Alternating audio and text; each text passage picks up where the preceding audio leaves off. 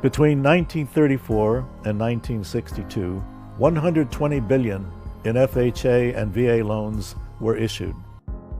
Over that period of time, 98% of the loans went to white families, and less than 2% went to African Americans and other minorities. Using the average home price index between 1934 to 2018, those FHA VA loans equates to at least $3 trillion in current real estate value.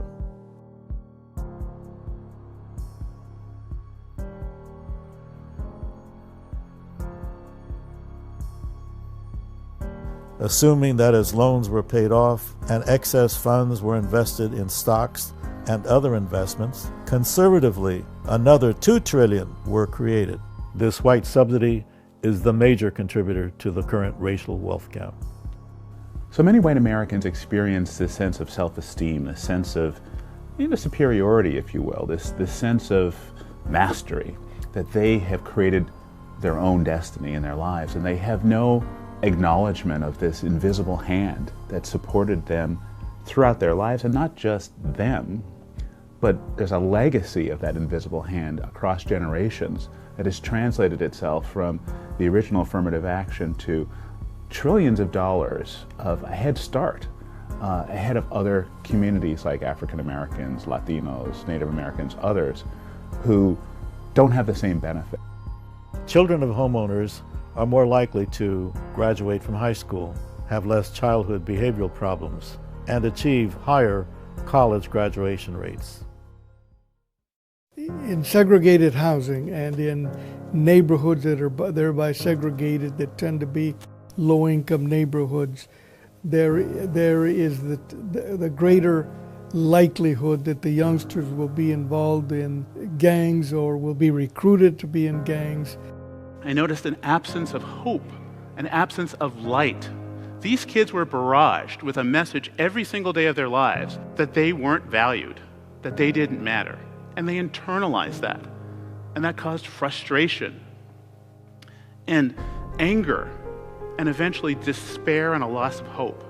There's now very good science that shows that the sense of not belonging, the sense of lacking self-esteem, raises cortisol levels in your blood.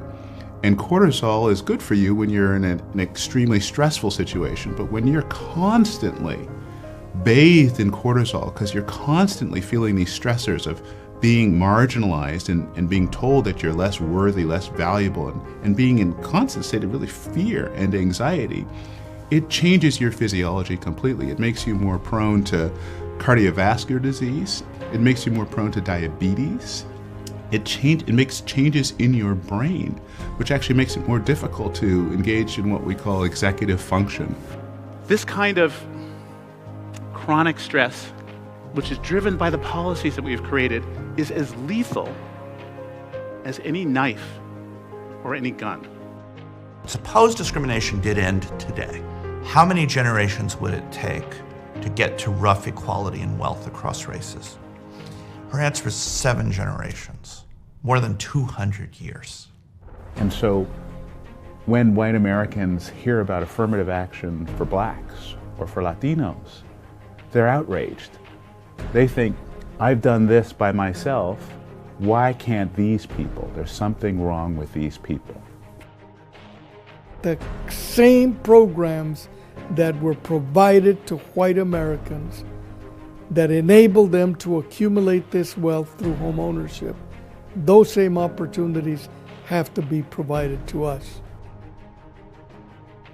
Imagine where minority families would be today if their grandparents had the same access to wealth through home ownership that white families had.